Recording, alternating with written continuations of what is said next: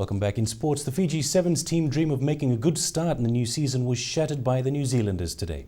The side failed to qualify for the Cup quarterfinals at the USA Sevens after going down 12-7 to New Zealand in its final pool match. The Fiji Sevens team ran into their final pool encounter against New Zealand with a do-or-die attitude at day 2 of the USA Sevens today. But victory here would be in Fiji's favour after going down to Australia yesterday. However, it was New Zealand who were off to a flying start. By Emosi Mulevoro. He's given it. Emosi Mulevoro making amends for his earlier mistake going down under the post. And Mulevoro goes over to score. Emosi Mulevoro. The two great rivals contest continued at a thunderous pace with raft of thumping tackles. With Fiji missing on its chances, New Zealand took advantage and Waisake Naholo putting them 12-7 in front on the last play after the huta in the first spell. Being chased giant strides, but he beats Sangwa. Fiji looked dominant in the breakdown in the second spell, making some good breaks but fell short in the end. Penalty count, handling errors and wrong options taken by players contributed to Fiji's downfall. New Zealand taking sweet revenge from their heavy loss to Fiji in Dubai. It's always tough against Fiji. I think what we'll probably focus on is actually playing some rugby against him. You know, everyone's sort of, I guess, dwelling or bringing up the Dubai game, and that was a long time ago, and you know, you're only as good as your last game, so it's good to finally play them, and I think that's a good gauge of where both teams are at. But for Fiji, another tournament win out of the side as the focus now tends to Wellington. It's back to the drawing board for Ben Ryan and his team, and some soul-searching needs to be done before the next tournament. Irfan Khan, Fiji One News.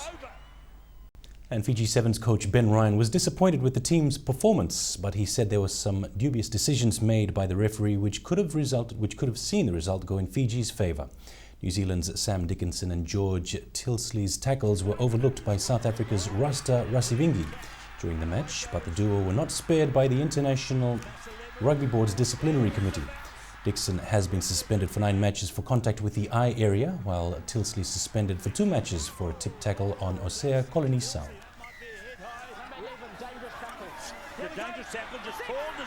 Well, certainly a roller coaster of a day today. I was pretty disappointed in the game against New Zealand. We defended really well for large portions of the game and scored a great try to set the game off. Thought there was a couple of big moments in the games, and we were really unfortunate not to get one of the New Zealanders red carded for a high tackle in the second half, and he's now received a 2-match suspension for that after being cited.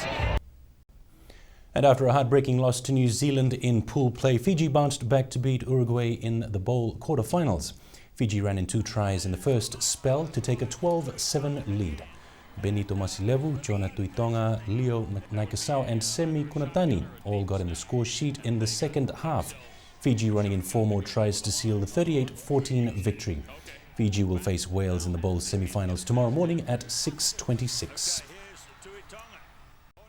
South Africa are on track to defend their USA Sevens title tomorrow morning. The side progressed to the Cup semi-final stages after disposing Argentina 36-0. South Africa will meet Samoa in the first semi-final, which beat Australia 12-10. Canada also advanced into the semi-final after a 17-12 victory over France, while New Zealand beat England 24-7 to set up a semi-final clash with the Canadians. Bar football team retained the Pele's Garments Champion vs Champion series for a record 18th time yesterday. The men in black defeated Nandi 2-1 in the deciding encounter after the first 2 legs ended in a 1-1 draw. Maviliko Nakama gave Bar the early lead in the first spell after being set up by Osea Vakatalesau. Nandi quickly replied with a goal from Uriah Loki after collecting a well-timed pass from midfielder William Valentine to level the score 1-1. The match went into extra time after both teams failed to find the net in the second spell. However, in the dying minutes of the second spell, Avinesh Swami's corner kick shot was headed into the goalmouth by Vakatalesau as Bar went on to win the match 2-1 in extra time. Suva has jumped to the top of the National Football League standings today. The capital city side won their second straight league match, beating Navua 3-1 in a brace of goals from striker Samuel and Runru at the ANZ Stadium. They were tied on 6 points each with Rewa, but Suva edged them with a better goal difference. Rewa are in second place after thumping Lautoka 3-2 yesterday, and Lambasa lies in third after their 3-1 victory over Nandronga at home. Fiji Chess Federation has retained its executive members following its annual general meeting in Suva last night.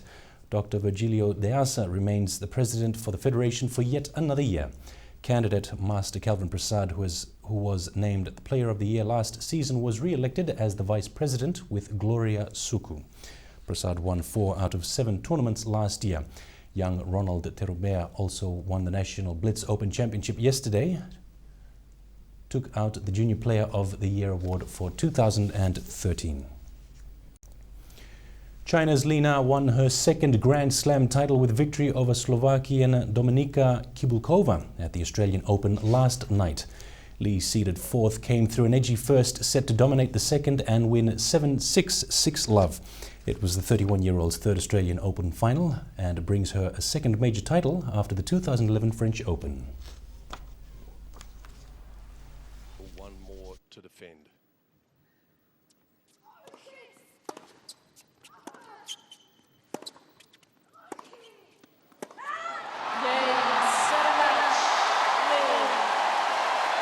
The losses of 2011 and 2013 are consigned to history now. I have to say again, this is my favorite Grand Slam. I was so happy I can win the title here. So I cannot wait and looking forward to come back. And the men's final between Rafael Nadal and Stanislas Wawrinka is tonight, and you can watch that match live on Sky Pacific's Super Channel.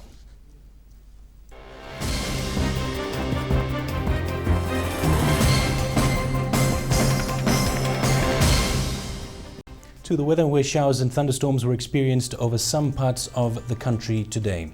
A trough of low pressure affects Vanuatu. Meanwhile, another trough affects northern Cooks.